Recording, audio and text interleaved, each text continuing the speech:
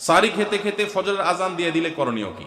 সাহারি খেতে খেতে যদি ফজরের আজান দিয়ে দেয় এবং ওয়াক্ত হয়ে গেছে, ওয়াক্ত মতোই আজান দেওয়া হয়েছে, আজান দেওয়া হয়েছে তার মানে ওয়াক্ত হয়ে গেছে, তখন আপনি খাচ্ছেন, তাহলে সেই রোজা আপনাকে আবার রাখতে হবে, এই রোজা হয় নাই। কারণ সাহারি খেতে হবে ফজরের ওয়াক্ত হওয়ার আগে আগে।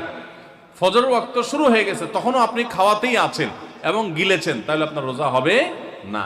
যদি এমন হয় যে ওয়াক্ত হচ্ছে তার আগ মুহূর্তে খেয়েছেন, এখন মুখে খাবার আছে, খান নাই, নিয়েছেন খাওয়ার জন্য, বাকি ওয়াক্ত হয়েছে বা আজান হয়েছে দেখে আপনি ফেলে দিয়েছেন, তাহলে রোজা হতে পারে। এখন দেখবেন যে ওয়াক্ত হওয়ার পরে কিছু খাইছেন কিনা, অল্প যদি খেয়ে থাকেন ওয়াক্ত হওয়ার পর, ধরুন আপনার 5:20 আজান হলো বা ওয়াক্ত হলো ফজরের, তা আপনি ঠিক 5:20 সময় অল্প একটু খেয়েছেন, এক ঢোক পানি খেয়েছেন, বাস এই রোজাটা আপনার আবার রেখে দিতে হবে, কাজা করতে হবে। আমরা অনেকে যদি সাহারি খাইতে না পারি তাহলে আর ওই দিন রোজা রাখি না।